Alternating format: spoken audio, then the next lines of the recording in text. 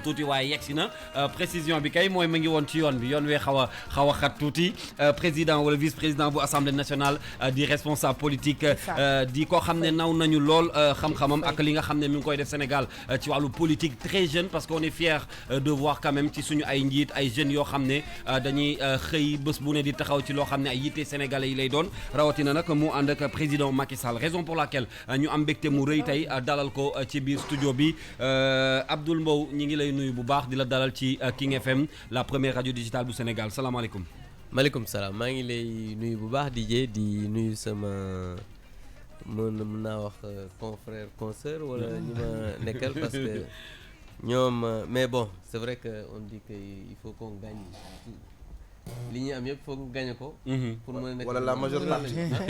dëgg la bon maintenant donc maa ngi leen di nuyu bu baax di wax rek ne am naa mbégte lool ñëw fii ci King FM parce que. waxtaan bu relax la dinañ koy faral di déglu mais di préciser rek aussi DJ ne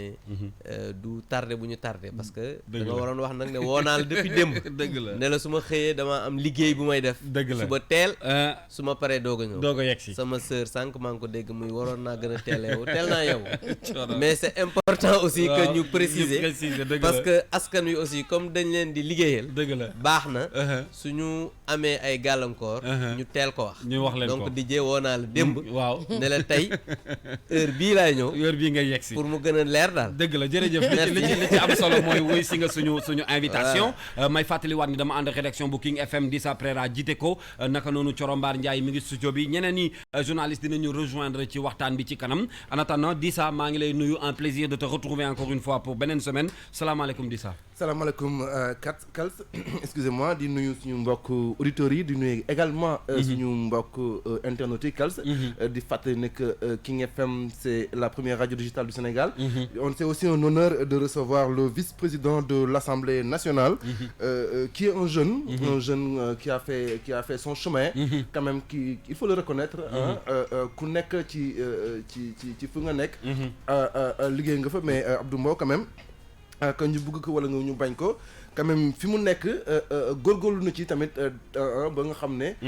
tey mu ngi ci yenn positions yi en tant que jeune c'est pas facile du yombul souvent nga gis jeune bu nga xam ne environ 38-40 ans la am maximum nekk vice-président de l'Assemblée nationale quand même c'est pas rien du tout donc Abdou Mbow c'est un honneur pour nous de vous recevoir aujourd'hui sur notre plateau toute la rédaction de King FM et la radio en général dont Pape Cheikh est le directeur donc bienvenue vous êtes chez vous merci beaucoup Dissa di waxaat rek ne am na mbégte lool man tamit ñëw waxtaan ak yéen parce que waxtaan yi dafa am solo tout le temps parce que c'est important que yéen liggéey bi ngeen di def aussi ñun ñu gën ci jàpp comme yéen ngeen jàpp ci jàpp bi mooy du faral si wala faral ma Samba wala faral ma Demba li ngeen di def mooy wax li nga xamante ni moom ngeen sentir ne population yi bëgg nañ ko dégg ngeen laaj ñu ko li ñu ci mën a xam aussi ñu tontu ko ci njekka nag ak teranga inchallah Coro nuyu ko bu baax moom Abdou Mbow ni nga ko waxee di sa am nañu mbégte bokk ak moom tey studio yu King FM parce que nag yàgg nañu daje peut-être mais am na jamono boo xamante ni boo ci amee gan gu mel ni Abdou Mbow dafay daal di gën a neex parce que bëri na ay laaj ak tontu yoo xamante ni xëj na dinañ ci war a échanger dinañ ko soxla parce que foofu la réew mi toll te quoi qu'on puisse dire réew mi mënul defaru ci lu dul waxtaan donc ak lu mën a am nañu waxtaan ci dëgg ak ci yar te njort nañ ni laaj yi nga xamante ne moom lañ koy laaj ay laaj yu nar a yitteel askan wi la également réponse yi mu nar a andi dina nekk d'une importance capitale pour le pays. Kals ni ngeen ko waxee noonu la am na nag loo xam ne tànn nañ ko ci ay sujet bi nga xam ne moom la ñu bëgg a njëkk a waxtaanee ak ki nga xam ne moo di Abdoul Mbow mi ñu dalal ci studio bi déjà bu ñu suivre actualité bëri na lu xew ci réew mi loo xam ne booboog léegi ñu ngi koy nemmeeku ca jamono yële weesu ci studio bi waxtaane woon nañ fi vacances yi nga xam ne gouvernement bu Sénégal amaloon na ko ñenn ñi ne lu jaar yoon la ndax quand même liggéeykat bu ne bëgg nga boo liggéey at nga am ci ay bés wala weer woo xam ne da nga ca noppalu waaye noppalu gi dafa am ay mbir yu bëri yoo xam ne xew na ci diggante boobu bokk na ci accident yu bëri ñu nemmeeku ci réew mi mu andi ay jéeya cité ci sax ay presque 20 morts yoo xam ne gis nañ ko ci ay cas d'accident yoo xam ne am na ci réew mi nguur gi ñu ci doon xaar xëy na ay mesures wala sax seen ay kaddu bu weesoo ñaawlu bi nga xam ne ñaawlu nañ ko tey Abdoul Mbow fekke nga wala dégg nga actualité boobu nga xam ne moo jëm ci accident yooyu ñu nemmeeku déjà ban commentaire nga ciy def en tant que mën naa wax responsable politique ci réew mi waaye koo xam ne dañ ko dénk ay ndombo tànk ci réew mi naka nga gisee cas yooyu nga xam ne nemmeeku nañ ko ba ci ay bakkan di ci rot. waaw jërëjëf xam nga accident moom duñ ne moo ko ñooñu dëkk mais yàgg nañ di ko gis mais gis nañ ne jamono ji gën accident yi bëri na et loolu la responsabilité de l'État comme ni ma ko waxee elle est entière maanaam État moom ay accident suy amee ay jéyee suy am ci réew moom munu ci bañ a am responsabilité donc responsabilité État boobu moo njëkk waaye nag aussi il faut que ñu wax ne aussi parce que am na diagnostic boo xam ne def nañ ko ba nga xam ne gis nañ ne accident yi am na part de responsabilité boo xam ne ku ci nekk ci acteurs yi di nga ko am muy ci chauffeurs yi muy ci ñi nga xamante ni ñoom ñooy lijjanti sax ci visite technique yi ak yeneen ak yeneen mais loolu gis nañ ne nguur gi mi ngi ci ak ay permis yoo xam ne dañ ko daan falsifier parce que gisoon nañ fi ay réseau de trafic de permis oto yoo xam ne amuñu visite technique ak importation oto yi nga xamante ni ay oto yu màgget la yooyu yëpp dañ doon gis ne ak tali yi nga xamante ni tali yu bon la donc loolu boo xoolee responsabilité État bëri na ci mais am na aussi responsabilité État responsabilité nit ñi nga xam ne mooy acteurs yi nga xam ne ñoo nekk ci biir loolu nag État bi mi ngi ciy jël ay mesures parce que boo xoolee tey d'abord permis yi ñu ngi koy numériser carte grise yi ñu ngi koy numériser visite technique yi gis nga ne bu ñu numériser dina gën a yongal gisoon nga ne président de la République bi ñu ñëwee wax ne affaire u remplacement auto car rapide gis nga ne ñi ngi ko doon def ba pare léegi nag maintenant man li ma jàpp te loolu à l'Assemblée waxtaan nañ ko mooy bus yi la ñu war a xoolaat parce que nag aussi man la ma jàngat mooy boo xoolee accident yi ci ëpp ay bus la te bus yi ay bus yu màgget la yoo xamante ni dafay jóge bitim réew ba pare ñu jël ay ndaw yoo xamante ne nii jox leen ko digg donc man jàpp naa ne présentement li ñu war a waxtaan mooy loolu war nañ ci jël ay matukaay ba pare ñu am aussi benn âge boo xamante ni moom nga war a am pour dawal transport booy situé responsabilité yooyu foo koy teg non responsabilité bi elle est partagée parce que comme ni ma la ko waxee État d'abord moo responsabilité mooy njëkk muy beneen bi mooy dañuy gis ne aussi ci biir chauffeurs yi ak transporteurs yi da ngay gis xale yoo xamante ni dañuy wala ay mag sax da ngay gis ñuy daw ay ñeenti yoon ba da ngay gis dañuy gëmmentu da nga leen di xool xam ne ñii sonn nañu waruñu liggéey donc temps de travail bi aussi war nañ ko xoolaat suñ ko xoolaatee dina tax nit ñi yow ñu ne boo liggéeyee journée bi waroo liggéey guddi boo dawalee guddi waroo dawal bëccëg nga xamante ni dina am ay mesures yu bari baax parce que État bi aussi sur le plan des routes gis nañ ne Sénégal bu fekkee ne yaa ngi dox biir Sénégal tali yi wax dëgg yàlla am na avancement loolu mooy li nga xam ne moo am donc État mi ngi def c'est vrai kem kattanam mais dafa war a gën a góorgóorlu ba pare ñu am benn brigade circulaire routière boo xamante ni dina am na nag mais dina gën a ëpp efficacité am parce que comme ni ma ko waxee responsabilité État mooy njëkk te mooy mujj parce que nag amuñu lenn lu ñu mën a wax ci ay accident mais di mettitlu ak di ñaawlu li nga xamante ni aussi am na ba pare di jaale ñi nga xamante ni wax dëgg yàlla ñoo ci ñàkk seen bakkan mais comme ni ma la ko waxee en tout cas ñun de à l'Assemblée nationale bu ñu tijjee session parce que présentement session Assemblée nationale dafa tëj dinañ gën a ñaax li nga xamante ni mooy gouvernement pour que mesures yi ñu wax ni ñu gën ci waxtaan gën a jël ay mesures draconiennes parce que nag aussi il faut que État bi ñu gën a intransigeant par rapport ak sanctions yi parce que Sénégal souvent loolu moom mooy def mais président juste ci toujours ci aspect boobu c'est vrai que war nañu jël ay mesures yu intransigeantes un peu plus pour circulation bi mais man dama bëgg juste ñu ñëwaat ci mesure d'urgence yi nga xam ne bii mbir yi di xew moom la nguur gi jël à travers peut-être le ministère des transports terrestres xawma j'ai eu l'impression que mesures yooyu noonu amuñu effet escompté yi sur le champ est-ce que c'était les bonnes mesures à moment boobu noonu ou je sais pas j'ai eu en tout cas moi je circule beaucoup dans ci dëkk bi mais dama am impression que mesures yooyu noonu moment bi ñu ko jëlee noonu amul mesure d'urgence yi laa bëgg a wax noonu. waaw non mais xam nga mesure d'urgence yi am na impact mais aussi il faut ñu waxante aussi li fi ne xam nga boo seetloo xoolal bu baax accident yi am même démb ci guddi am na benn accident bu am booru géwul boo xamante ni benn camion la ak benn bus comme ni ma doon waxee c'est comme par coïncidence donc xam nga aussi état bu defaree tali joxe permis bu baax dafay contrôle visite technique am na loo xam ne aussi la responsabilité de l'État du ma ne da ci génn mais du ci bëri trop donc mais mesures yi nga xamante ni ñu ngi koy def ci góorgóorlu pour que accident yi bañ a am li ci gën a am solo mooy tali yu baax li ci gën a am solo mooy éclairer biir dëkk yi donc loolu jàpp naa ne éclairer waale tali yi lëndëm na trop tali yi lëndëm na mais aussi il faut que ñu xam ne tali yi du yëpp la ñu mën a éclairer parce que même boo demee dans les pays développés peut-être yow tukki nga am na da ngay gis ñu wax autoroute mais autoroute yi ñuy éclairé bariwul à part dans la ville donc ce qui veut dire que tey jii boo demee tali yi ville yi am na ay lampes même autoroute bi sax boo mais président fii ville yi dañuy lëndëm de non déggoo li ma la wax dañuy lëndëm mais lëndëm boo xamante ne ni di nga ci daw oto te doo gis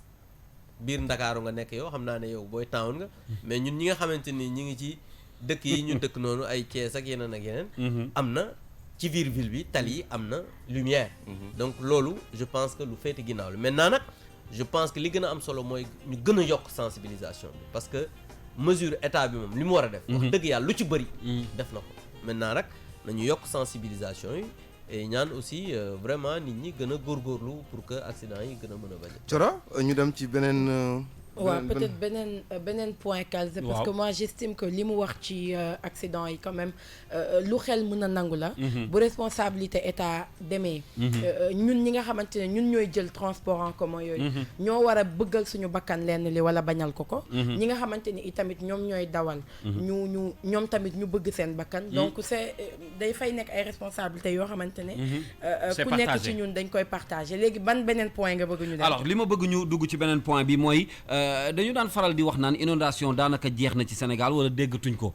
mu mel ni wax jooju jógaat na ndax boo duggee fenn ci banlieue wu Ndakaaru di nga gis ni fi mu nekk ni ñuy wax boo xoolee ci digital bu King FM ñu ngi leen di wan ay image di leen wan ni que bëri na ay gox yoo xam ne fi mu nekk nii mbënd mi dugg na fa daan nañu gën a dégg coow li bu daan demee nii état bi jóg nit ñi jóg sensibiliser waaye boo demee fu mel ni Waxinaan wala nga dem jàmm gën am na ay kër yoo xam ne sax commencé nañ koo génn même dans les régions Kaolack waxoon nañu am mu mel ni des fois wala fi ñu toll nii nguur gi dafa xaw a tànqam lu loolu. waaw xam nga Kals comme ni nga wax rek xam nga heure bii. waaw da nga daan dégg ñu ne CICES fees na. ak ay nit defar nañ ay bâche fondation yi nañuy joxe lu ñu lekk. boo demee ci école ya ñu ngi fay toog. soo demoon fa ma dëkk Thiès école yi dañ fa daan dëkk. mais loolu ay nguur ñoo ko daan def. waaw déglu ma rek xam nga da ngaa laaj. waaw da ngay déglu. ayca ñëwal. donc boo demee. Kaffrine ci école yi dañ daan nekk noonu partewuma mais dañuy wax xam nga donc problème bi mooy waaw loolu avant 2012 da nga ko daan dégg parce que bu musaan taw inondation day am bañ ñuy wax ne plan Jaxaay loolu daf fi nekkoon donc tey boo gisee parce que loolu ay problème structurel la maanaam du loo xam ne dañuy xëy rek lijjanti ko mais diggante 2012 ak léegi bu tawee ay kii nii déggatoo kenn ñu ne génn nañ nit ñi dem nañ seen kër yi. mais que nag mais ñi ngi génn ci kër yi. mais nit ñaa ngi génn maintenant on peut nit ñaa ngi génn mais dama ne nañ daan génne. waaw nañ daan génne nangu nañ ko wàññeeku na. banlieue bii boo fa demee jaar tali jàllu picc nga dem booru yëmbal jàkkay ndaween dem 2e étage jóge fa dem boo demee na mu daan mel bu tawee. wàññeeku na waaye xam nga loolu lu ko waral président xam nga loolu lu ko waral non dama ne xam nga loolu lu ko waral xam nga loolu lu ko waral moom mooy waaw investissement bi nga xamante ni nii état bi def na ko pour liggéey pour que inondation yi wàññeeku maintenant nag waaye d'accord nga ni ignorance dafa am ci yenn cas yi waaw mais man kay déglu li ma la wax man kay da nga may déglu na maa ngi ñëw maa ngi lay déglu mais loolu mooy xam nga damay wan ne waaw wàññeeku na loolu mooy wane ne état bi am na loo xam maintenant nag am na loo xam ne des na parce que même bu fekkee ne liggéey nañ defar investissement assainissement fépp su tawee yenn quantité yi même dans les pays les plus développés da ngay gis ay tali yu dagg nga gis ay kër yu naaw gis ay inondation yu am mais loolu parce que dafa am quantité ndox boo xamante ni su amee il faut que mu am temps bi nga xamante ni moom mooy tax ndox mi dem RTS tey jii boo seetloo parce que toujours damay joxe ay exemple su musaana taw dinañ toog au moins 2 jours kenn du fa jaar aujourd'hui bu tawee boo déggee 2 heures après da nga gis ndox mi dem parce que am na liggéey boo xam ne loolu nag terewul am na loo xam ne dañu ko war a gën a continuer di góorgóorlu te loolu président de la république li nga xamante nii mooy plan d'investissement bi ñuy def sur le plan assainissement ñu ngi koy gën di yokk donc loolu terewul ñuy masawu encore une fois de plus ñi nga xam ne ndox bi sonal leen parce que am na ñoo xam ne gis nañ ne ndox mi sonal leen par exemple boo demee tey waxi naan Nimzaat li nga xamante ne nii moom mooy li ñu fa def lu tax nga may jox tout le temps cas yi nga xam ne waxatuñ ko mais dafa am cas yu fi nekk fi président dafa am cas yoo xam nga lu tax may wax parce que xam nga li ñu defar ba pare taxul ñuy wax non xam nga problème structurel laay wax maa ngi wax xamagoo lan laay wax pourtant problème laa fay wax wax naan Nimzaat canal bañ fa def mais gis nga canal bi ni mu meloon mais tey jii bu ñu demee problème ban la ñu am mbalit mi moo fees ci biir canal ba nga xamante ni ndox mënatul dem te ay bas-fonds la ñoo nekk ci côté yi ba nga xamante nii bu fekkee ne mbalit mi fatt na li nga xamante nii mooy canaux yi canal bi mais ndox dootu fa mën a jaar. mais est-ce que canal à ciel ouvert yi tamit jotul ngeen yéen nguur gi ngeen wut ci ay saafara parce que bu la wóoree ni par exemple canal bi bu ma ci tegee dal bi population bi mën nañ ko dindi sàcc mën na ko dindi jaay ko est-ce que yenn saa yi aussi du baax ngeen wut ci yeneen méthode ba nga xamante ne yooyu dafay nekk ay vieux souvenirs. dootul nekk nag canal bu ubbeeku. xam nga affaire dal yi loolu ay égout la ba tey bokkul mais. canal à ciel ouvert dafa am foo xamante ni mënul am canal bu ay canal à ciel ouvert lay am par exemple canalu Wakhinane Nimzatt boobu. gis nga ni mu toll kooku mënul tëju parce que ni ñu ko defalee c'était pour que mu nekk genre bassin boo xamante ni dafay. indi bassin de rétention genre bassin lay doon ba pare nekk canal en même temps parce que gis nga ni mu yaatoo mais loolu je pense que population yi aussi. war nañ mën a am une responsabilité pour bañ a jël. yenn mbalit yi di ko def ci canaux yi ba nga xamante ni inondation parce que boo ko defee ba canal bi fat ndox mi dootul mën a dem géej da ngay gis ne dafay am benn reflux boo xamante ni day dem ay inondation mais c'est juste des exemples pour dire que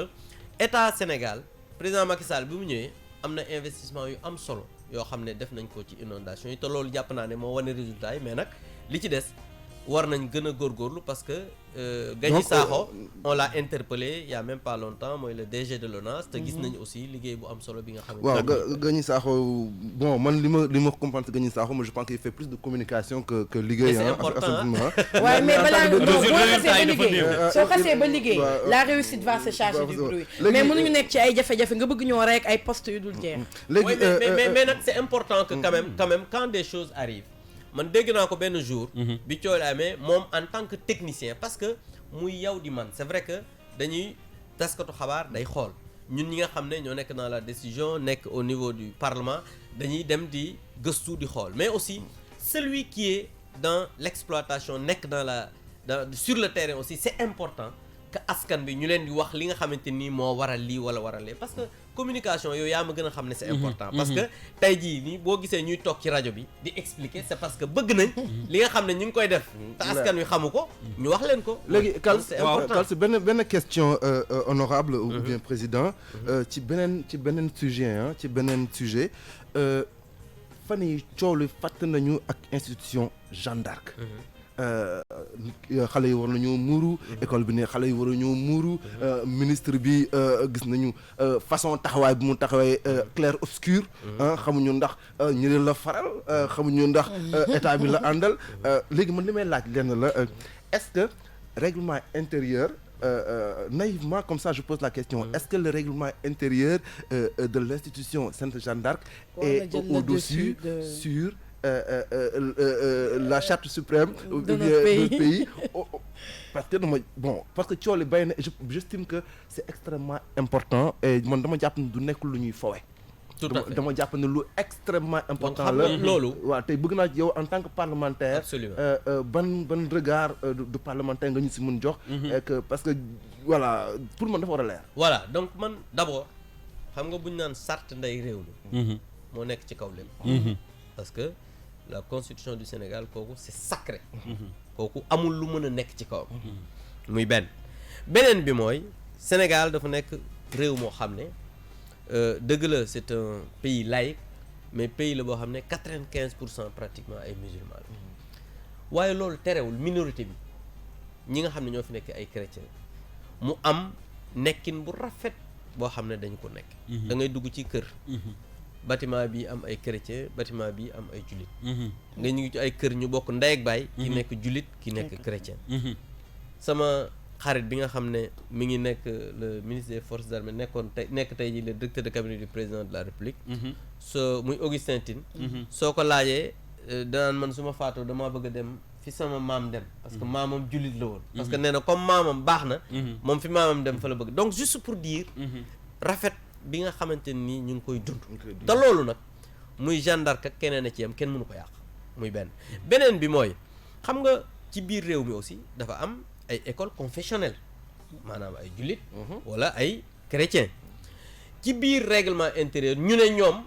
parce que dafa am aussi agrément boo xam ne man maa dégg démb le directeur de la communication du ministère de l'enseignement mu ne bañ leen di jox agrément bi ñoom loolu ñuy wax tey nekkul woon ci biir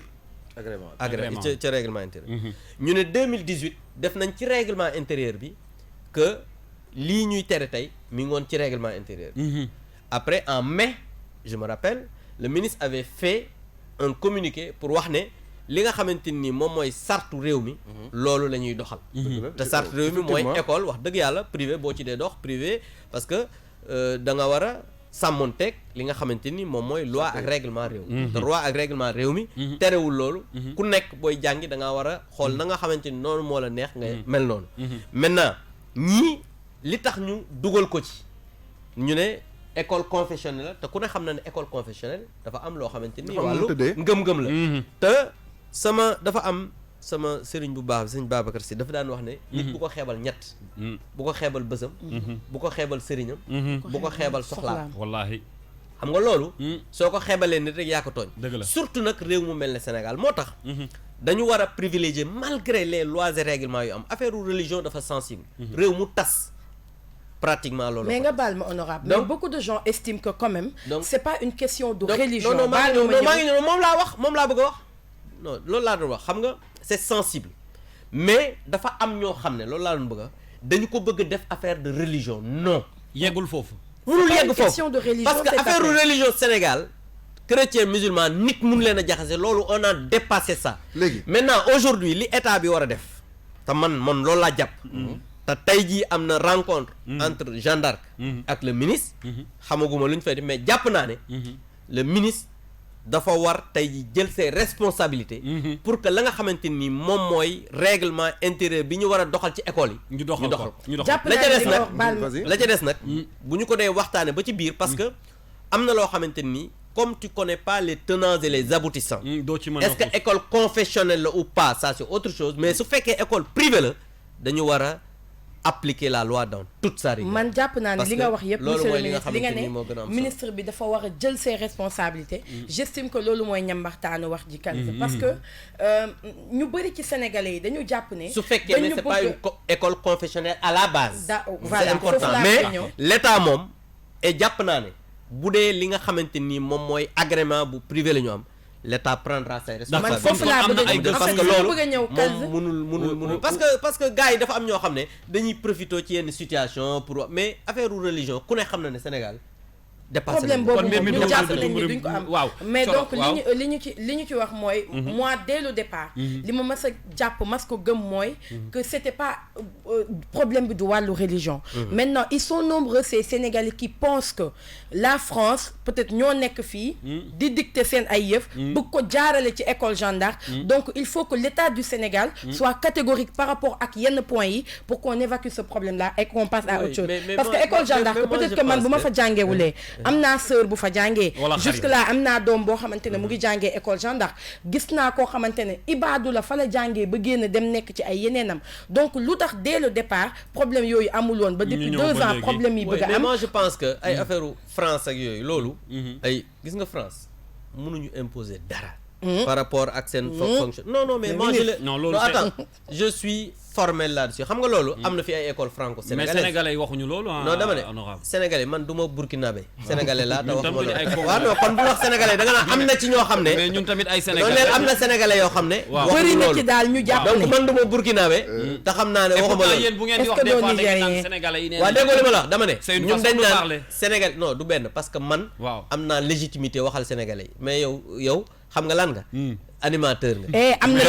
na légitimité noonu la amee légitimité wax benn mandat parce que yow bu ñu génnee ma ak yow bu ñu wut mandat xam nga ne man maa yor mandat yoroo mandat mais grand bu wax jotee damay wax non yaa donc vraiment pour dire que vraiment moi je pense que il faut que en tout cas man personnellement ak ñi nga xamante ni ñi ngi ànd di liggéey jàpp nañ ne ñun lépp loo xam ne Sénégal intérêt moo ci nekk dañu ko war a xeex ba mu jeex d'accord man de en tout cas là où je suis fi ma nekk la nga xam ne war naa fa taxawal askan wi taxawal fa Sénégal dinañu ko fa taxawal mais cette affaire là comme ni ma waxee l'État doit prendre ses responsabilités d'accord pour régler ça ci li nga xamante ni moom mooy loi ak règlement réew d'accord may fàttaliwaat ngeen baal ma may fàttaliwaat ni que Abdoul Mbow la ñu dalal tey ci waxtaan bi Abdou Mbow voilà moom la ñu dalal tey ci waxtaan bi commencé na maa sànni ay xeer mais grawal bàyyil ma encaissé alors damay camper tuuti décor bi dem seeti ji benn portrait pour gën ñu xamale un peu ak suñu invité tey muy Abdou Mbow waaw li mu lay proposé sax mooy boo jógee si portrait bi waaw ce serait bien nga may ko benn musique waaw non man xam naa grand bi le temps que mu naan benn café xam naa grand bi xam naa yi muy déglu désengorgé kii bi ñu xool ba xam naa ni mélomane la alors on va écouter rapidement portrait bi nga xam ne Penda Badji defal nañu ko si suñu invité bu tey bi muy Abdou Mbow boo ko gisee si jëm ku tuuti la waaye rëy lool ci kàddu Abdoul Mbow lay wuyoo xarañ loolu ci wàllu politique bi muy yëngatu ginnaaw bu mu amee ab master ci politique management potentiel ci Afrique benn fan atum 1976 de juddu ca Thiès moo ne taskatu xabaar la mu nekk la nga xamante ni sax daanaka ñu bëri xamewuñ ko ndax ci politique bu muy yëngatu ba mu gënee doon ndaw nag wàllu jël responsabilité mu amoon ko lool daanaka sax loolu moo waral ba mu nekkoon jiital foyer ca CM ba mu nekkoon di Mamadou Diawo ca Thiès foofee sax la dooree dundub syndicalam xalem metti woon loolu waaye mu musa doon nit ku am jom loolee moo waral ba mu daan fréquenté atelier bi nga xamante ni waajuram bu góor moo ko moomoon di ca defar daal mu daan nag dem foofee di fa xëy jàppale waajuram moo ne de jamono jooju mi ngi ko fekk mu ngi nekk ca daara ju kawe ja atub 2008 ci lañ ko woowee ci watu président Macky Sall mu nekk chargé de mission ci assemblée nationale jamono di dox mu mujjee doon membre fondateur bu parti bi di APR loolee sax moo ko may ba mu doonoon ay jamono njiital COJER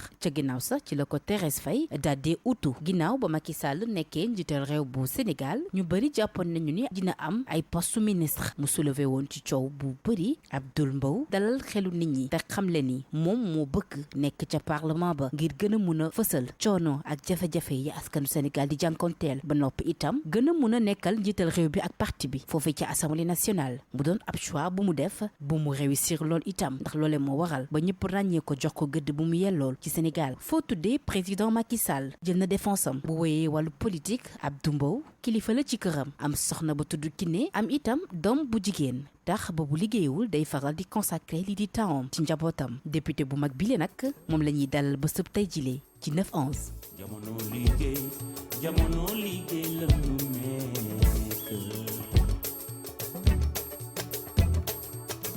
liggéey war na góor war na liggéey. ayca portrait baa ngi noonu doon ñu gën a xamale ak suñu invité Abdou Mbow bu assemblée nationale man nag maa ko ci dolleel Youssou Ndour bi voilà maa ko ci dolleel Youssou Ndour bi ci suuf maa ci yambaas ñambaas Youssou Ndour bi parce que xam naa ni dina ko bëgg alors grand peut-être un commentaire ci portrait boobu nga xam ne gën nañu xamale ak yow. waaw c'est vrai que bon amuma loo xamante ni peut-être mën naa ko ci yokk li lu dul rek di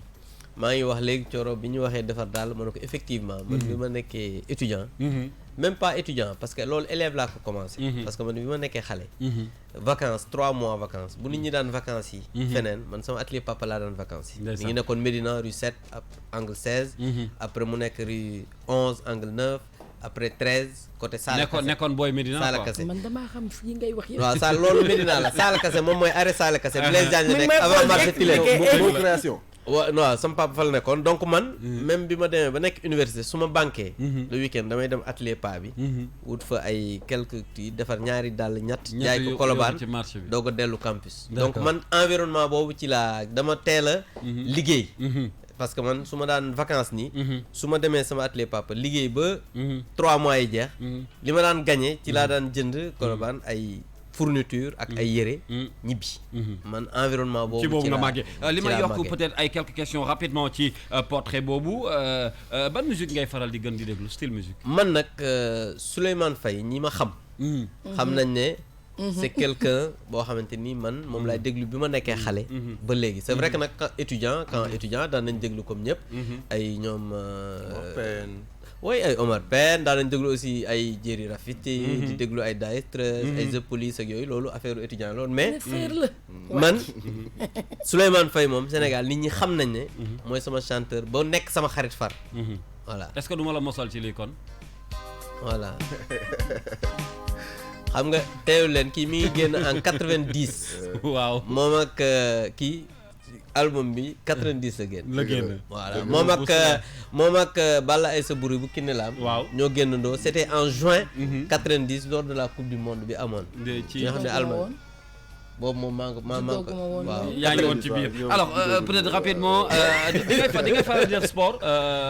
président waaw dinaay sport parce que man tous les dimanches boo amee jot boo ñëwee jàmm gën tey ne bërëb boo ma fekkee fa laay footballé da ngay football waaw ban poste ngay jouer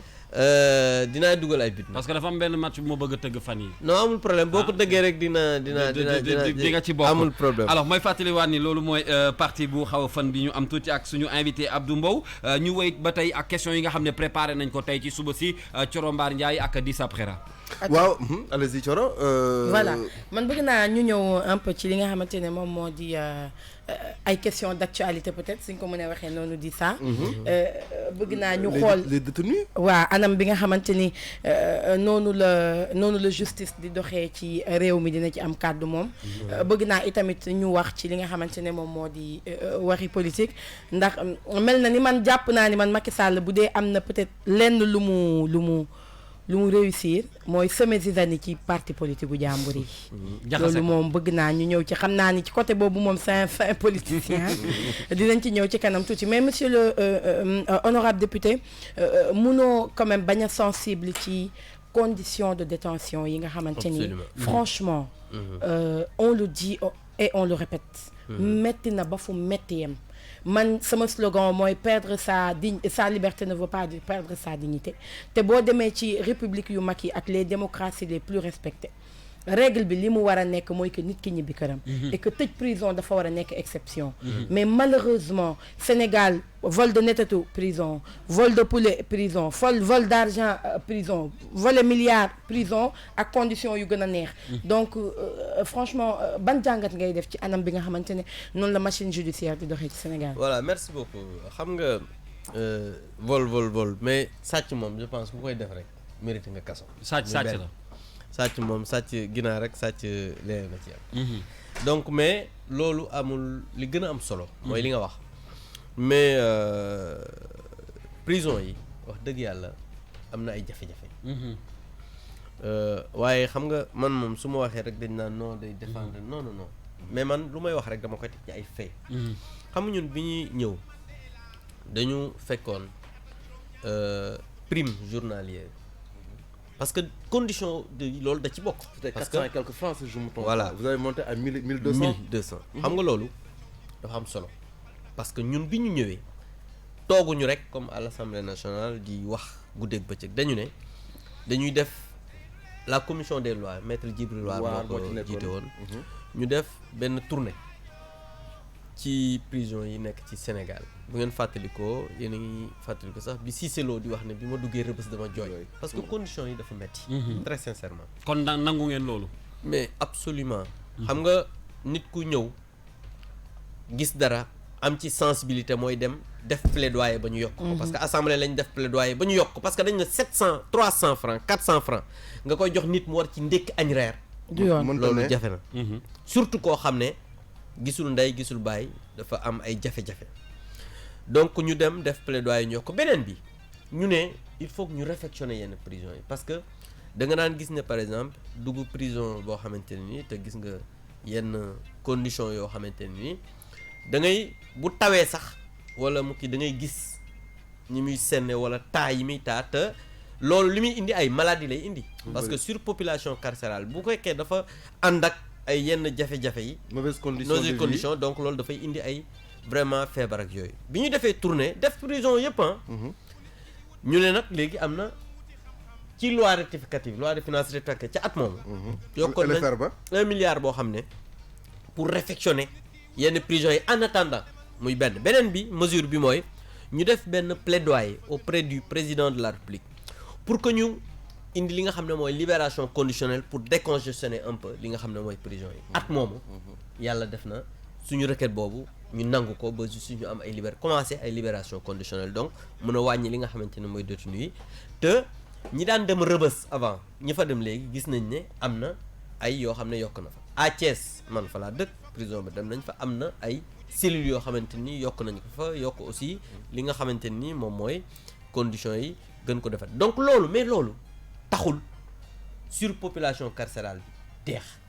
taxul jafe-jafe yi jeex parce que bu yàggul dégg nga li nga xamante ni xew na Rebeuss ñu koy métti lu ji jaale ñi nga xamante ni aussi ñoom la seen doom yi génn àdduna donc di wax rek ne Thioro dëgg la am na jafe-jafe mais am na ay jéego yu ñu def te dégg nga ministre de la justice mu annoncé l'ouverture prochaine de la prison de Sébikotane ak yeneen mais ci Sébikotane honorable dañu am impression que Sébikotane dafa xaw a yéex benn dafa xaw a yéex et gis nañu ay images yu yàggul ci kii bi oui non mais lu ñu gis naa ko mais gis naa mais li ma la mën a xamal rek mooy ça avance bien te dafa yàgg nga wax mais bul fàtte ne 1960 ba 2012 moo gën a yàgg. mais non dëgg la te 1960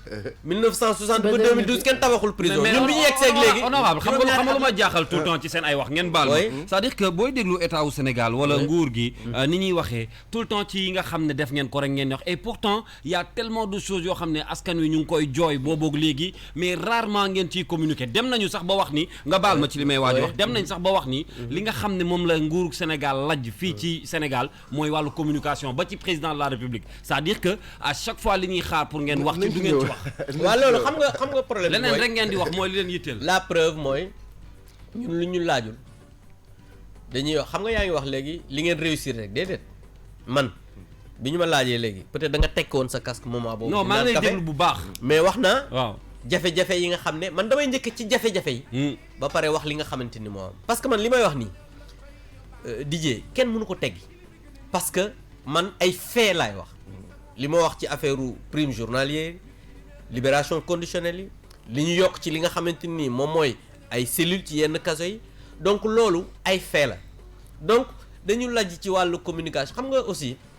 ku sa ñi koy wax mooy suñu ay xam nga li ñu naan olof Ndiaye day wax ne ku sa wujj di sëlëm moom doo set ñoom dañuy xëy suba ba ngoon bu ñu nelawee ba 10 heures ñu génn ay journal xëy di ñu saaga ba ngoon jot. parce que ñoom li ñu soxla waaye des fois yi ñuy wax ay fait la comme yéen ñi ngeen di wax. non ay fait am na loo xamante ne nii ay fait ngay wax. waaw mais ñoom chaque fois bu ñu waxee. waaw li ñuy wax bu ñu leen indil ay chiffres yoo xam ne ak ay fait yoo xamante ni dafay démentir. li nga xamante ne moom lay xam nga aussi je pense que xam nga ñoom li ñu soxla te nit ñi xam nañ ko mooy 6 bi ñu kon mais sénégalais yi ñooy jugé sénégalais yi. en 2019 bi ñuy def élection yi. ñoom ñoo falaat président de la République parce que jàpp nañ ne la muy def mais doy na leen. kon yow dellu si la nga ni ñenn ci sénégalais yi waaw. absolument sénégalais loolu parce que non loolu neex na ma kala. loolu neex na ma ko ne sénégalais yi mu ne ma bul waxal sénégalais. déglu ma tontu la parce que loi moo wax ne. waaw suñu falee 50 plus 1 waxal sénégalais yi man loolu loi moo ma ko may. il faut ñu évoluer wax na ni la neexee. il faut qu'on évolue parce que. sama question d'actualité yi pare. non si moo tax man il faut ñu évoluer. on est à 10h30 Thioro bëgg naa avant ñu yegg question d'actualité bi waaw sa question d'actualité ce serait bien nga collé ko ak Khalifa Sall. yow tamit da ngaa dégg da ngay lire sama xel déggoo ma ne ko sama ngeen di ni ci yenn parti yi. kaawu Khalifa Sall quand même monsieur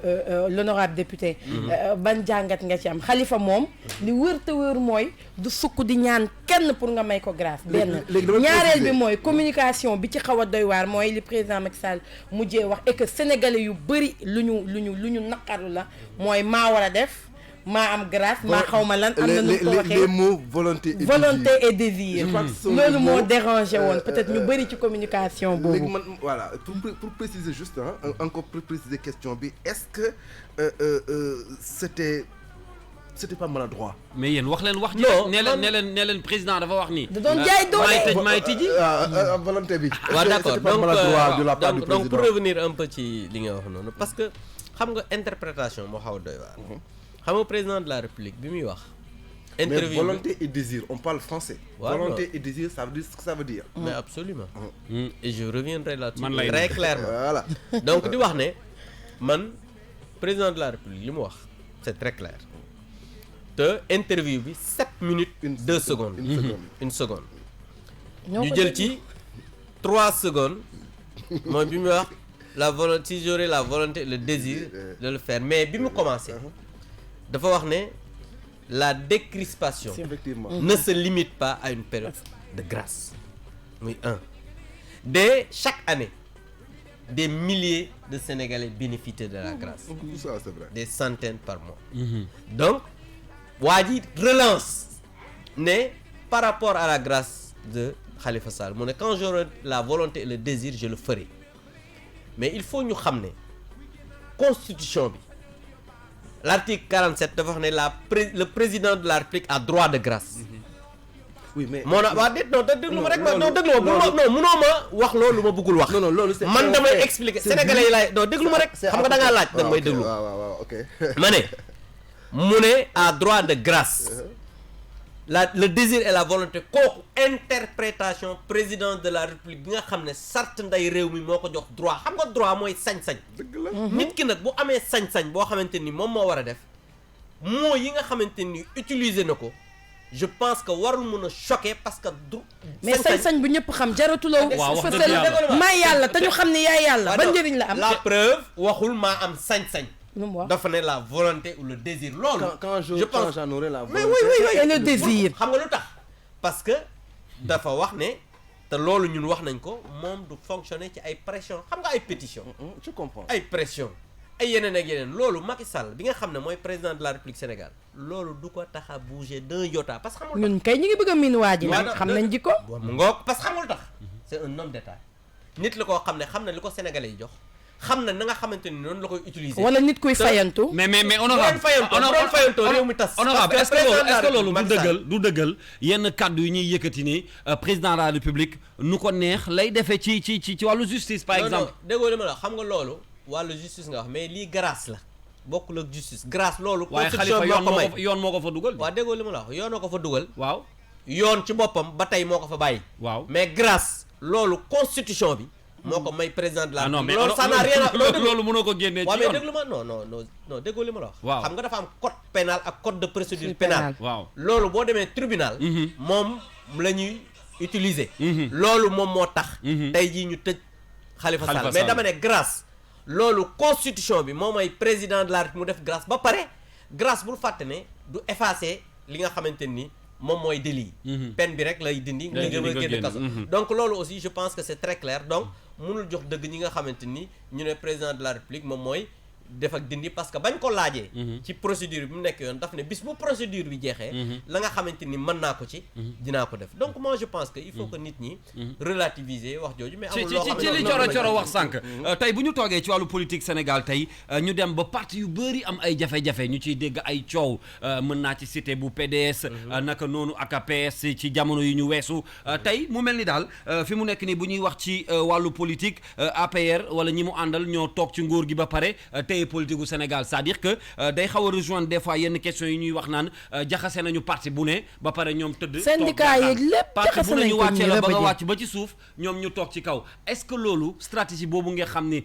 on peut dire que moom ngeen jël wala bu fekkee ni moom ngeen jël pour yenn parti yi tu penses que loolu baax na ci ëllëgu politique gu Sénégal. waaw ñun maa ngi ñaan yàlla ñu gën a toog ci kaw parti yi toog ci suuf. maintenant pour waxaat li nga xamante ni. waaye mënut a wéy de. C'est de bonne guerre, hein? loolu moom maa ngi ci loolu moom maa ngi koy ñaan mu gën a sax te gën a yokk gën a yàgg.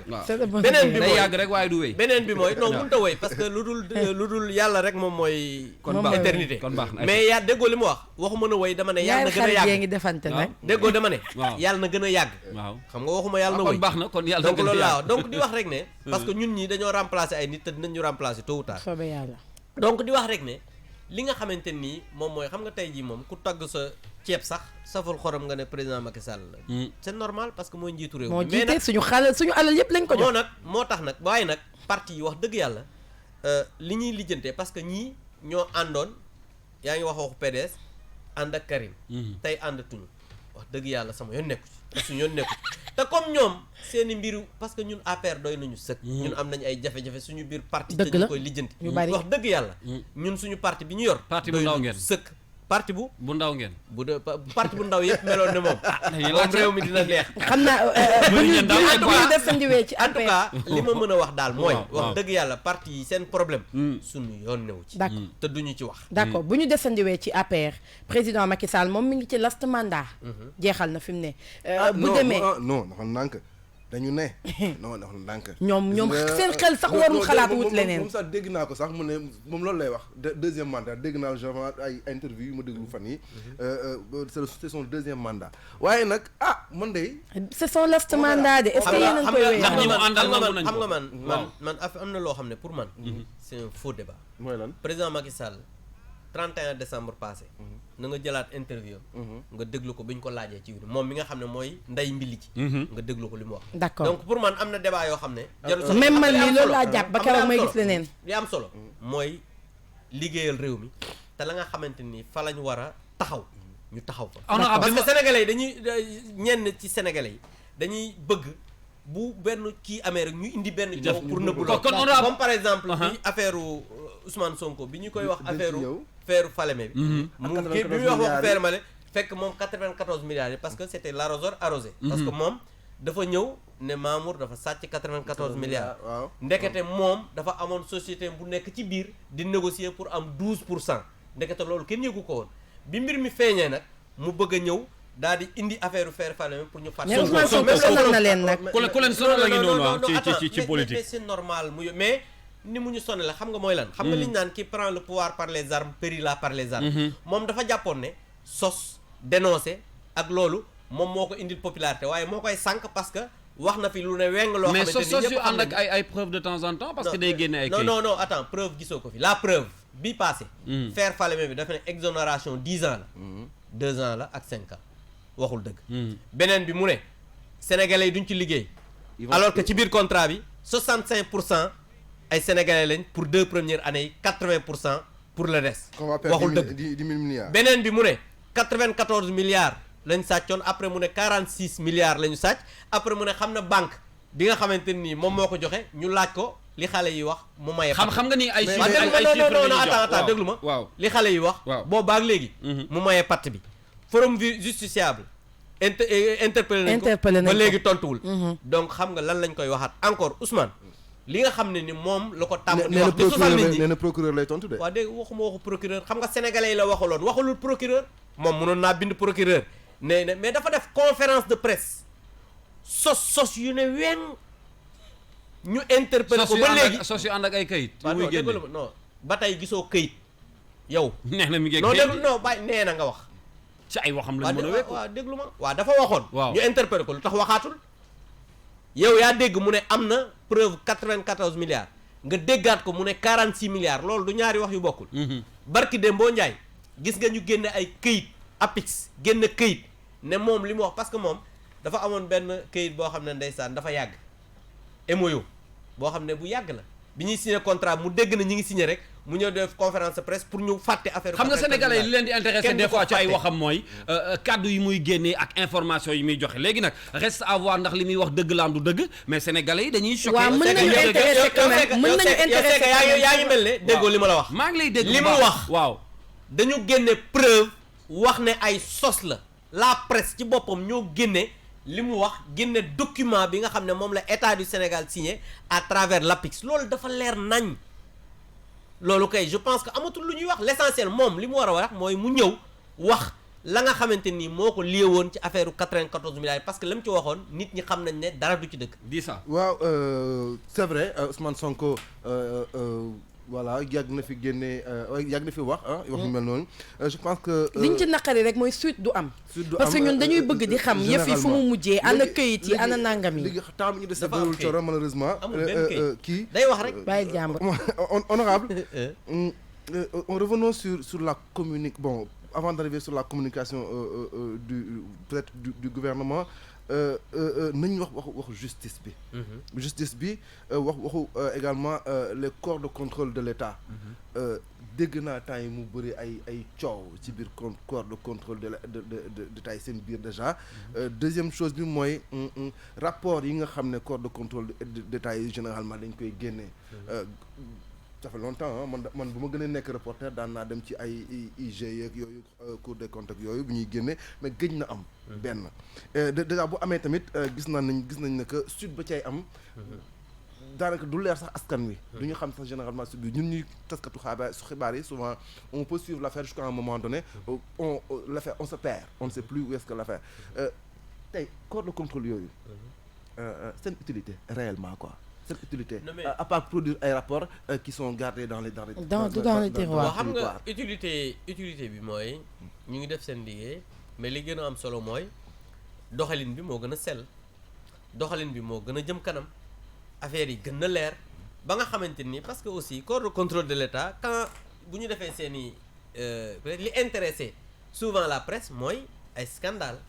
wala ay mbóot ak yeneen parce que souvent on dit que gars yi des fois le train qui arrive à l'heure intéressé wu leen intéressé mooy mais nag su fekkee ne def nañ liggéey boo xamante nii wax dëgg yàlla liggéey bu am solo la transparence gën a ñoŋ ci réew mi mbir yi gën a dox mais jàpp naa ne dootul bëri lu ñuy wax looloo tax souvent lu ci bëri amatul loo xamante ni tey jii war nañ ko ci mën a wax mais corps de contrôle ñi ngi def seen liggéey ñi ngi transmettre dossiers yi nga xamante ni jàpp nañ ne war nañ ko transmettre mais aussi parce que tey jii boo ñëwee à l'Assemblée nationale ñun par exemple loi de règlement yi ñi ngi à jour par exemple bu dee am na ay peut-être coro daana ñëw peut-être ay reporté à l'Assemblée nationale mais ñun bi ñuy ñëw ñi ngi woon -7 parce que loi de règlement mooy bu ñu votee loi de finances initiale ba ñu def exécution budgétaire dañ ko yóbbu Cour des comptes après Cour des comptes defal li nga xamante ni moom mooy compte yi ñu defar loi ñëw woote loi de règlement pour wane li ñu woote woon ak li ñu exécuté am na loo xamante ni ménga donc aujourd'hui ñi ngi à jour loolu li muy wane rek mooy transparence fi mu toll nii moo ñoŋ ci réew mi te loolu nag aussi war nañ di ko fësal di ko wax nit ñi xam ne loolu sa jàngat la yow de sa jàngat yow non du sama jàngat sama liggéey bu am la ak des résultats yoo xam ne gis nañ ko am nañ ko parce que loi de règlement bu ñu ko wootee yéen ci seen bopp taskatu xabaar yi ku ci nekk am nga accès dem à l'Assemblée nationale mun ko am wala dans les sites du ministère des finances nga xam ne mbir yi nii la doxee donc moi je pense que loolu mooy li nga xamante ni moom moo am ñi ngi def seen liggéey maintenant nag am na loo xamante ni bu fekkee des na war nañ ko gën a mais en tout cas li nga xamante ni man seetlu naa ko te gis naa ko mooy corps de contrôle yi ñi def seen liggéey di sa man am naa benn laaj ci dialogue politique bi mais balaa ma ciy ñëw monsieur l'honorable député est-ce que jàpp nga ni sénégalais yi fier nañ ci Assemblée nationale bon au fait ça c'est un débat boo xam ne mën naa ne ku ci nekk war nga ci mën a wax sa xalaat am na ñoo xam ne mën nañ ci gis seen bopp comme am na ñoo xam ne mën nañ ci bañ a gis seen bopp mais man li ma jàpp mooy Assemblée nationale 2012 ak léegi jàpp naa ne li nga xamante ni moom la war a def ci liggéey ñu ko def xam nga Assemblée li nga xam ne moo gën a apparent mooy les plénières li nga xam ne mooy am mais ak coow yi Assemblée li nga xamante ni moom mooy liggéey bi mu war a def sur le plan administratif ñu koy def sur le plan des commissions ñu ngi koy def sur le terrain ñu ngi def ay sorties ñu ngi am ay lois yoo xam ne ñu ngi koy voter di def commission yi dina am des débats yoo xam ne c'est des débats profonds te li nga xamante ni moom mooy représentation internationale ñu ngi koy def ni nga xamante ni loolu maintenant nag xam nga aussi c'est très difficile souvent parce que ici au Sénégal amuñu par exemple lu mel ne France LCP wala nga dem Canada nga xamante ni au moins c'est des télévisions yoo xam ne dañuy wane liggéeyu parlementaire yi tous les jours une télévision parlementaire donc loolu je pense que ñun ñi ngi ciy liggéey depuis bon mais c'est vrai que des na moo tax ñaari projet la woon benn bi interprétation simultanée boobu pare na tey jii am na fa rajo bi ak télé ñi ngi ciy liggéey et jàpp naa ne loolu dina tax sénégalais yi gën a xam li nga xamante ni waaw parce que xam nga mais honorable bëggoon naa la laaj mais ce qu'il faut dire et c'est mu doon une perception boo xamante ni ñun suñu bopp am nañ ko mooy sénégalais yi jàpp nañ ne ñu ci bëri jàpp nañ ne Assemblée nationale li nga xamante ni moom la war a liggéey ko d'accord mais loolu je pense que tey jii ak communication bi nga xam ne ñu ngi koy def ñi gën a xamalante li nga xamante ni mooy d'accord ba balaa ñuy génn ci assemblée nationale ay sujets yoo xam ne d'habitude dañuy dégg nit ñi di ko wax waxtaane woon nañ ko fi la dernière fois li ñuy dégg ñuy voter ay loi assemblée dafa bëri waaye sénégalais yi dañu naan jafe-jafe bi ñu ciy dégg tout le temps rek mooy application ba maanaam appliquer li nga xam ne mooy loi yi ñuy faral di voter jël nañ ci la dernière fois bi ñuy wax ci évasion fiscale bi ñuy wax également ci lu jëm ci wàllu cigarette si nga xam ne voté woon nañ ko ci loi assemblée nationale ak yeneen yoo xam ne exemple yu ñu jëloon la mais à chaque fois dañuy dégg ay loi yu ñuy voté mais après ni ko sénégalais yi war a appliquer wala ñi ko voté ci boppam jafe-jafe bi foofu lay faral di nekk. waaw xam nga c'est vrai que jafe-jafe dina mais par exemple pour loi yi nga jël léegi par exemple wàllu cigarette bi ngay wax. fii nii. ñu toog nii. kenn mënatu fi tox. boo demee seen biir fi ngeen di liggéeyee nii. kenn ñemee fa taal cigarette. boîte de nuit yi nga xam ne ñi ngi dem baal. amatul benn am na yenn yu ñuy tux. bu ma xool monsieur le ministre mais xaw ma am na yenn yu ñuy tux. Coro xam nga Coro maa ngi koy xool mais waxuma ne yow da ngay baal. non parce que da nga wax say baal di ma xool. mel ni man damay baali. yaa ngi may tooñ. man des fois ma dem ci boîte yi. non yaa ngi may tooñ rek. donc pour dire rek que. waaw loi boobu. dëgg la boo xoolee par exemple tey jii restaurant dak loolu ñu ci bëri sax man li ma jot. ci ay information mooy. ñu bëri ut nañ léegi ay fumoir quand même. bokk nañ ci loi yi ñu gën a appliqué. parce que Sénégal tey jii boo dee xool vraiment donc c'est vrai. applicabilité bi dina am yoo xam ne dina des mais ñi ngi gën a. vraiment waaye location baa ngi ñuy reede en attendant loi boobu moom c'est l'effet contraire la am waaye bàyyi ñu ko. man du ngeen ma may benn laaj ma dem. ma dellu ca télé ba benn laaj. honorable député ban jàngat nga def ci dialogue politique bi ñu tàmbalee ak ba tey fi mu toll dina tax ma ñëwaat un peu ci Khalifa Sall parce que ci jamono boo xam ne ñu ngi wax wàllu décrispation voilà bëgg détendre un peu peut-être atmosphère bi le climat social ak yu mel noonu est-ce que du woon gën a neex ñu bàyyiwaale xaaf nag. waaw xam nga man Khalifa Sall. yàgg naa ko wax chaque jour ma wax ko man yéenuma ko kaso. parce que d'abord man liggéey naa mairie Dakar. à la RMD. et nit la koo xamante ni seq nañ jàmm. ba pare sama mbokku taalibe la donc. mënuma ko yéene kaso su ma sañoon suba mu génn. yàlla xam na ko. te jàpp naa ne moom ci boppam xam na ne yéenuma ko kaso. seeti nga ko donc muy benn non seeti ma ko. lu tax loolu peut-être c'est personnel. d'accord donc mais li nga xam ne moom mooy wàllu dialogue politique bi mi ngi avancé. parce que gëj nga ci dégg coow la preuve dégg nga sax ñu ne d'accord nañ ci wane ci fal maire au suffrage universel. donc nit ñi ngi waxtaan. commission yaa ngi liggéey. et jàpp naa ne dinañ ci génne loo xam ne réew mi dina si jariñoo parce que li gën a am solo ci wàllu dialogue moom mooy que nit ñi toog waxtaan xam nga toog bu waxtaan bu amee rek xel yi dina nàcc te xel yi bu nàccee génne loo xamante ni dina mën a jariñ réew mi te jàpp naa ne loolu moo gën a am suffrage universel direct boobu ñu bëgg ñu bëri njortu ne lu baax la ndax sénégalais yi wala askan yi xam ñaka la ñuy fal mais est-ce que amaatul beneen liggéey bu bari ci ginnaaw. man de li ma gëm mooy maire bu ñu fal suffrage universel direct moo gën parce que d'abord nañ xam ne kii la ñuy woteel pour mu nekk suñu maire muy benn mais liggéeyu maire yi Sénégal dañ ko war a gën a ñoŋal ba pare gën leen a jàppale pour ñu am doole parce que souvent des fois dinañ tooñ sax yenn maires yi c'est parce que dañu amul des moyens mais aussi maire boo demee ba nekk maire ak la coopération décentralisée yi war nga mun a am benn imagination boo xamante ni war nañ ba pare Sénégal rek ngay gis nit di dem candidat élection municipale te du am programme. di nga dem yow mairie Thiès. bu neexee yàlla parce que man. waa jàngi fa de. Ndaamal Kajoor non déggoo ma Ndaamal Kajoor moom bul fàtte ne législative yi moom moo nekkoon tête de liste dañ koo dóor ba dóor yu métti. day yëngu-yëngal. yaa ngi may dégg. waaw baax na moom day nelaw jékki-jékki yeewu rek. Thiès yëfam la day yëngu-yëngal waaw d'accord léegi. il faut ñu xam ne xale yi dañu màgg. d'accord man tàggu naa leen. ngeen baal ma alors dañu nekk ci tam xarit également xam naa ni xëy na ngoon cere ji Thiès nga koy lekkee su ma juumul. bu neexee yàlla parce que man mii fi may wax ak yow ni sama soxna ak xale yëpp ñu ngi Thiès. dem nañu Thiès fa la ñuy bombé cere ji. d'accord léegi fa la ñuy bombé cere ji ñun dañu am benn reportage boo xam ne comme on suit l'actualité ci bésu tam xarit bi def nañ ko ak rédaction bu King FM dañuy dem léegi seeti ji am na noo xam ne nag dañ ko faaral di gis ci quartier yi xaw ma ndax mi ngi am Thiès ba léegeem jàkka yi ku ne dafay rey ay nag def ko ay nar ah mooy nagu jàkkee loolu ñi moom faral xam di nga wax c'est partout parce que waaw. Sénégal xam nga social daf fi am solo donc souvent aussi il faut que nit ñi loolu bu ñu ko dee def c'est parce que diine sax dafa wax ne ñi am nañu jàppale ñu amul Partage donc bi. je pense que loolu c'est le C'est une partage tradition bi nga sénégalaise. xamante ni moo mën a am ku nekk dafay wuti nar fii ñuy jënd ay ginaar te xam nga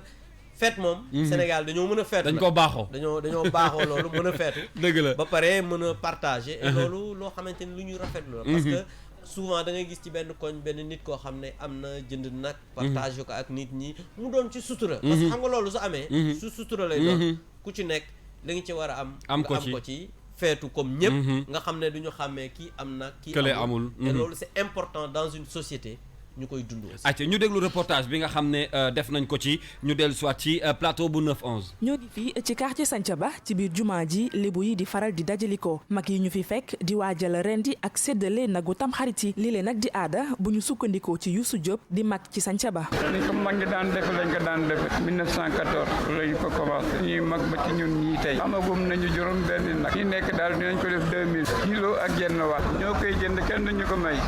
ñun kenn duñu may te duñu ñaan tamit bu yàgg ba dafa am ñu baaxoo woon rendi ak fees nagu tam xarit yi kenn si waa kër ndem si yàlla vie 55 fay ni seen cër ci tong-tong dañu ko salfaañee. suñuy maam nekkee suñuy papa xam ni ba géwél mais léegi moom dañ leen di daggatal rek léegi heure bi jotee bu ñu reyee ba pare ñu dem jàkki sañc ba daggat bu ñu paree famille bu ne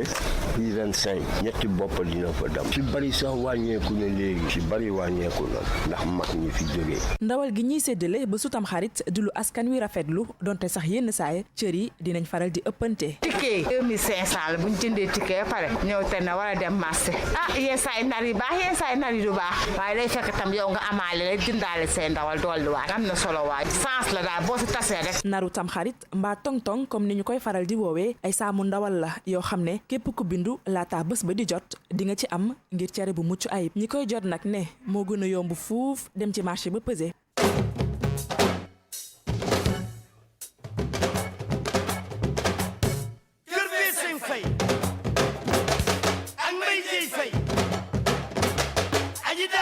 ayca 5-5 ñoom aussi dañuy bombu cere ji tey en plus danañu jox ku ci nekk sa nar ci ndaku tam xarit bi loolu nag di loo xam ne yàgg na ak Sénégal ni ko Abdou Mbow waxee ci suñu invité ne tey sax moom bu soobee yàlla Thiès lay dem te fa lay lekkee li nga xam ne mooy nagu tam xarit le temps ñuy retrouver ki nga xam ne moom moo di Mamadou Fall ci studio bi ci question yi ñu dese il nous reste à peu près quelques minutes à passer ensemble naka noonu dinañu dem ci répondeur bu King FM tey Achoura di tam xarit la ñuy waxtaanee am na beneen reportage également bu jëm ci wàllu cere ji dinañ ci ñëw waaye tamit actualité ci basket bi dinañ ci ànd tout à l'heure ak Dissa tey en direct wala Modou Fall mu jox ñu ko ndax coupe du monde bu basket bi mi ngi wëy alors am na ay questions sportives yoo xam ne ay questions ci wàllu sport yoo xam ne bëgg nañ ci waxtaan ak un peu ak Abdou Mbow xam nga ni Sénégal yaakaar naa ci atu 2019 2018 bokk nañ ci ay jongante yu mag ci àddina bi fii ñuy waxee nii coupe du monde bi amoon Chine Sénégal donte toog na waaye demoon nañ fa def seen participation naka noonu ñu organisé woon fi Afro Basket ni Sénégal di doxee ci wàllu sport des fois ñu dem nag ba ci cappaandaw ga ñu ñàkk ko honorable ban commentaire nga ci def. commenter en tant que sportif ak di suivre li nga xam ne mooy sport moom xam nga noonu lay doxalee waaye nag war nañ gën quand même au Sénégal gën a góorgóorlu. ba nga xamante ne nii quand même dinañ am quand même ay victoire ci fin wu compétition yi. parce que gis nañ ne. Coupe d'Afrique bi gis nañ comment on a perdu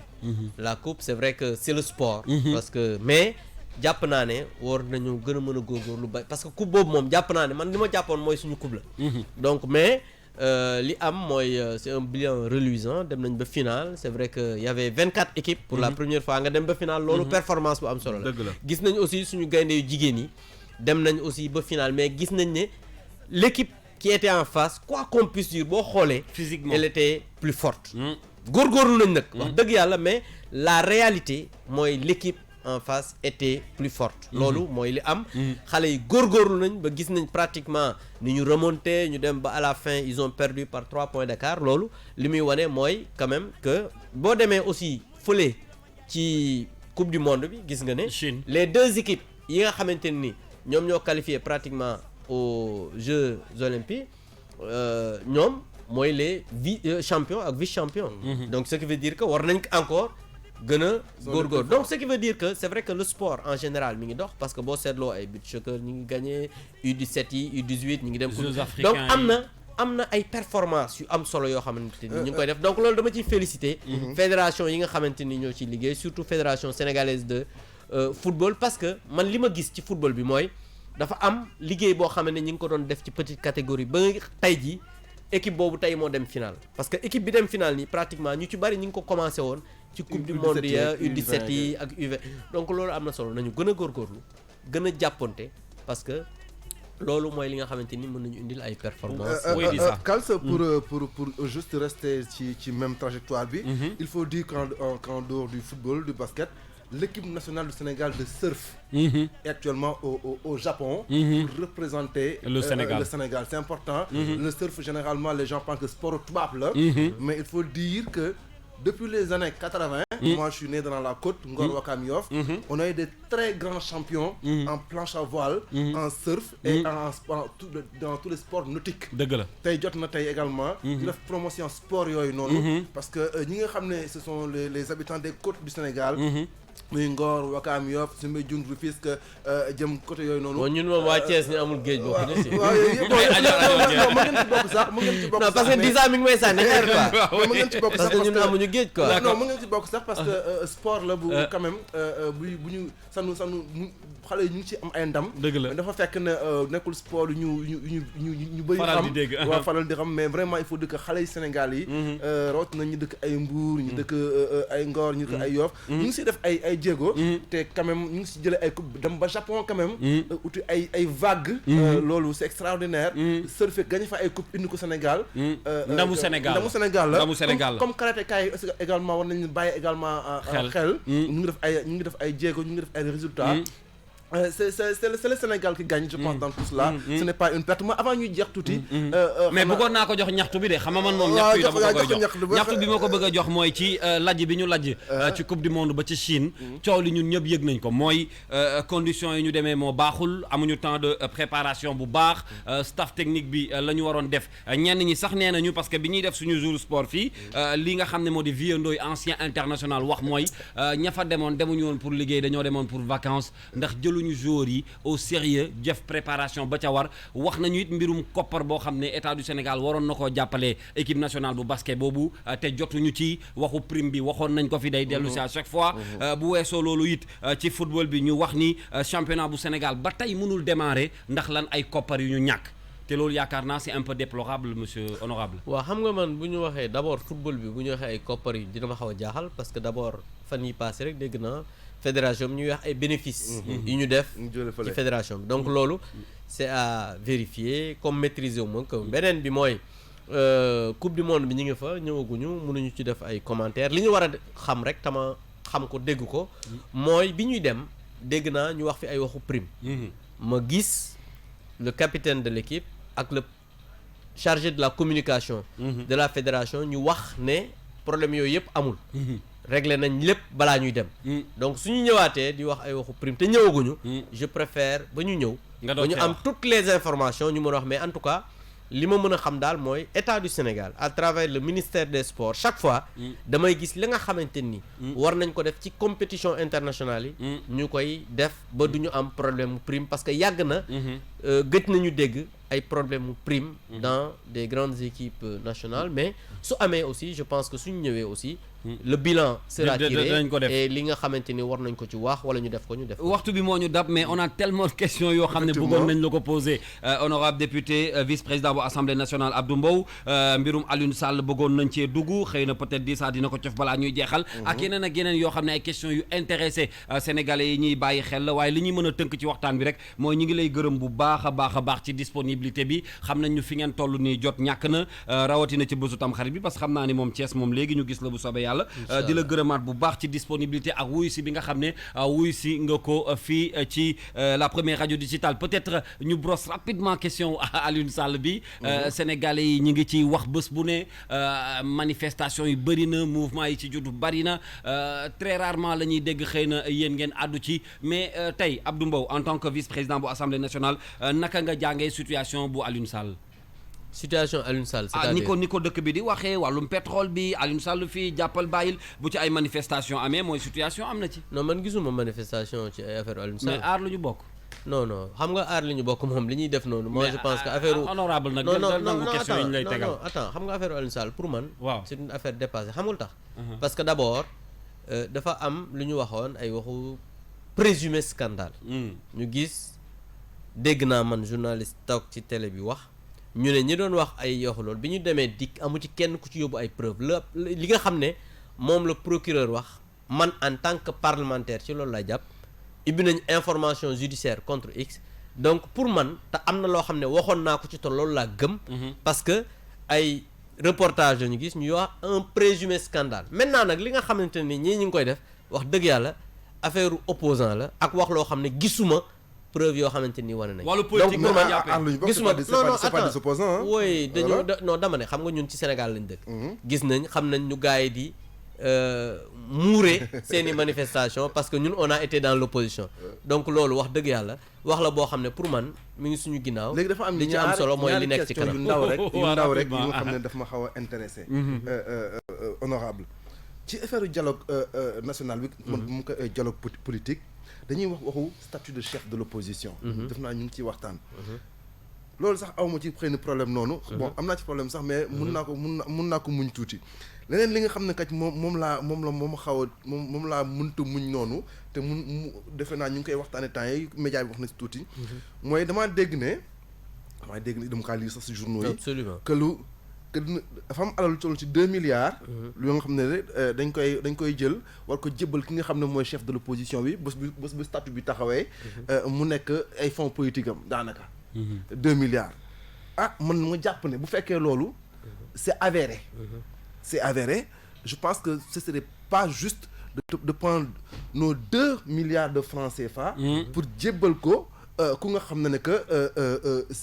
personne ne l'a demandé de ñëw nekk homme politique ou politicien c'est lui qui a décidé de venir ñu yëkkati ñaari milliards jox ko neexal lay xaw a doon waaw neexal lay xaw a doon benn bu fekkee loolu bu fekkee am na laa wax man vraiment je pense que c'est du yoon bu fekkee nag yow bu fekkee est-ce que déjà mu ngi ci indi ay leeral ci loolu bien sûr est-ce que loolu déjà est-ce que d'abord xam nga président de la République bi ñuy def 2 milliards c'est pas rien du tout hein xam nga président de la République bi muy def constitution bi di ko proposer Sénégalais yi mooy réforme bi dañu defoon pour ñu am statut de l'opposition du chef de l'opposition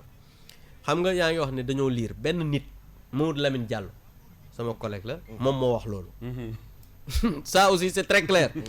te moom li muy wax noonu moom la engagé parce que président de la République dañoo wote ñu nekk ci dialogue amagul contenu pour wax ne chef de l'opposition nii ak nii la demee amul loi bu génn parce que xam nga 2 milliards u Sénégal mais xanaa buy génn dina nekk ci loi finance waaw non attends muy beneen bi mooy dinañu ko waxtaane ba nit ñi wax ko mais moom kese nga dégg mu wax loolu ba pare nee na moom musul gis président de la République musul gis ñu mu àndal waaw kooku fu mu jëlee wax ji donc vraiment je pense que li am solo mooy Sénégal ñun ñuy politique il faut que ñu am respecter Sénégalais yi xam nga respecter Sénégalais yi mooy lan di leen wax loo xamante ni wér na mooy dëgg di leen wax loo xam ne nekk na di leen wax loo xamante ni ëllëg doomu aadama du ko mën a tegg mais ñun transparent boo xam ne am na loo xam ne suñu ko buggee def dañu koy wax Sénégalais yi ne nangam lañ bëgg a def loolu contenu bi mu war a am ak na mu war a nag kenn déterminé gu ko donc mënaguñu wax avancé naan nii la ak gouvernance vertueuse et naka la ñuy waxee waaw bu mujj bi mooy xamoo ko sobre et vertueuse sobre et vertueuse ba gën sama xel affaire xam naa ko sax mais bu mujj bi président mooy dañu dégg ñenn ñu nga xam ne yéen lañu àndal fan yi passé ñuy accuser seen ay propre àndandoo qu'ils ne défendent pas assez le président de la République que dafa am sax ñoo xam ne dañu am ay agenda caché waaw dañoo xër rek xam nga boo xëree parce que tamit bu fekkee da ngay ànd ak nit ki mu nekk deuxième mandat am agenda caché voilà c'est-à-dire que c'est comme nga ma ànd ak yow Kals jékki-jékki bëgg la jëm ci ginnaaw waaw xam nga DJ Kals mi ngi wax ne coow bëri na c'est vrai ñi nga xam ne seen parti amuñu nit amul coow parce que ku amul nit xam nga doo am coow mais comme parti yu mag la parti APR. kon léegi nekkatu leen parti bu ndaw. non dama ne non APR xam nga parti bu yor réew kay nag wax dëgg yàlla. mën ngaa ndaw yor réew tamit. non loolu xam nga mënul nekk parti ndaw yi kay ay tuuti nit la ñuy am nag yow tamit. donc vraiment non du ma tooñ kenn parti ndaw yi xam nañ seen bopp. donc vraiment parce que bëgguma tooñ xam nga man damaa weex donc vraiment ti wax ne je pense que coow yi c'est normal. parce que aussi parti politique du armée parti politique aussi. parti la du parti la parce que. association privée non mais oui association privée la. c'est pas parce que président de la république mooy chef parti bi li mu neex fu mu bëgg ngay xool lu mu bëgg non nit ñi aussi il faut ñu wax seen xalaat exprimer wu mais ci li nga xamante ni moom mooy discipline. ak yar ak teggin. dëgg la donc loolu mooy li nga xamante ni moo am biir APR mais ay agenda caché ak yooyu xam nga aussi ñun defuñu politique pour ñëw rek toog mais pour benn nit kese la déedéet. ku mu neex am nga sañ-sañ am ambition d'accord loolu président de la république ci boppam bañu ko mais xam nga parti politique boo ci nekkee aussi dafa am discipline boo xam ne noonu lay doxee dafa am noo xam parce que ñun tey jii perspective bi ñu am mooy que après 2024 APR képp koo xam ne nee nañ kii la ñuy jiital mu continuer ànd ak moom yor mbir mi donc moi je pense que loolu aussi dafa am discipline parce que comme ni ma la ko waxee association privée la mais bu am ay règlement intérieur am statut te bu fekkee ne par exemple librement accéder nga ne lii kat d'accord naa ci sart yi nga xamante ni moo tëral mbir ma. d'accord bis boo demee ba d'accordatoo ci. war nga mën a am la liberté aussi. génn wax li nga xamante ni moom nga xalaat mais jërëjëf Abdoul Mbow. ñu ngi lay gërëm bu baax a baax encore une fois toute la rédaction bu King FM ak équipe bi ñu àndaloon sant nañ la ci disponibilité bi teel na waaye yeewu nga ñëw wuy suñu ndax question yi da la intéressé wax ak askan wi tamit di loo xam ne dañuy faral di gis nga koy def bu baax lan mooy kàddu yu mujj yi nga xam ne moom ngay yëkkati et puis di la souhaiter aussi une bonne fête de Tamxarit. waaw bala may dem dernière information xëy na bu mu mën a jox honorable député il paraît que suñu confrère Adama Gaye tàmbali na benn grève de la faim boobu léegi waaw di ko ñaan rek bu dee mi ngi may sa commentaire di ko ñaan rek bu dee mi ngi may déglu mu bàyyi grève de la faim parce que loolu du li nga xam ne moo war a indi saafara en tout cas man maa ngi koy ñaanal jàmm lépp loo xamante ni mi ngi ciy dugg maa ngi koy honorable jàppe bi bari na de waa non déet ñu jàpp bëri na ci réew mi ku jalgati yoon rek jàpp naa ne non xam nga man li ma gëm mooy yoon moom ku ko jalgati man jàpp naa ne yoon daf la war a teg loxo man loolu laa gëm c'est ma conviction parce que réew bu amul yoon mais jàppoon ni des fois aussi ñi ngi salfaañe droit wu ñenn ñi salfaañe wuñu benn droit xam nga li am mooy nit koo xam ne sàmmonte woog loi ak règlement réew mi moom yoon daf ko war a jëflante ak yow man loolu laa gëm. c'est ma conviction. jërëjëf direction générale par ma voix aussi ñu ngi lay gërëm bu baax. voilà kàddu yi aussi yi may mujj yi may wax rek mooy di ñaanal ñëpp jàmm di baalu ñëpp ak di baal ñëpp ak ci Ashura bi. mooy tamxarit bi nga xamante ni ci lañu jëm ni tey. képp koo xamante ni aussi yaa ngi ci réew mi ñi ngi lay ñaanal yàlla may la jàmm. te lépp loo xam ne wax nañ ko fi mu naqari doomu aadama wala mu jubati. ñu ngi ciy jégglu te xam ne loolu du woon li nga xamante ni moo ñu tax a jóg di remercier soxna Thioro ak Serigne Dissa ak Kalse yow tamit maa ngi lay sant bu baax di la gërëm waxtaan bi am na solo di nuyu ñëpp di ñëw di gërëm ki nga xamante ni aussi mooy seen kilifa di Birane Ndour bi nga xamante ni moom suñu xarit la suma promotionnaire la xam nga nit moom boo jàngandoog moom rek dëgg la di ngeen am ay lien mais loolu moo daan li nga xam ne daal bu bëggoon naa ko wax di sant ñëpp di gërëm ñëpp yow it kenn nga ci ñun ndaxte groupe Futurs Médias moom yaakaar naa ne cër bi benn la ci yow à chaque fois bu ñu la soxlaa disponibilité bi ñëw wuy suñu di jeune également boo xam ne li ñu neex ñun ci moom mooy bon sañ-sañ bi ci wax bi waaye aussi nekk ndaw boo xam ne dafa engagé ci li muy def raison pour laquelle bu ñu bëggee seq waxtaan yu mel nii dañ koy bëgg am ak moom mu nangul ñu ko di ça merci waaw merci Kals merci également au vice-président de l'Assemblée nationale comme ni ma ko waxee depuis le début c'est un jeune quand même qui a fait son chemin et qui tey man dama jàpp ne tey fu mu toll daf ko mérité man dama ko topp depuis bu ñuy commencé daf koo xeex donc tey même bu fekkee man bokk ma si partem yenn say ma sànni ko xeer et tout ni ko wolof di waxee lëg moom loo ko bañ nangul ne nopp yi gàtt nopp yi gudd na génn gi gàtt na te mën naa daw donc Abdou Mbow vraiment c'est quelqu'un qui le mérite donc King FM le remercie d'avoir honoré d'être là aujourd'hui ñu lay remercier également di remercier Thioro Mbar Ndiaye di remercier direction bi ñu xam ne moo ñu permettre tey ñu mën am liggéey bi di remercier Daouda directeur technique ñoom voilà ñoom Kader la rédaction de King FM di leen jox daje xam naa ci très bientôt ak beneen invité mais damay tëjee ak moom benn Souleymane Faye soogi laa la bëgg a may soogi waaw soogi bi baax na de soogi moom baax na soogi baax na de waaw kon nañ demee ak fi muy baax a bëri sax jërëjëf merci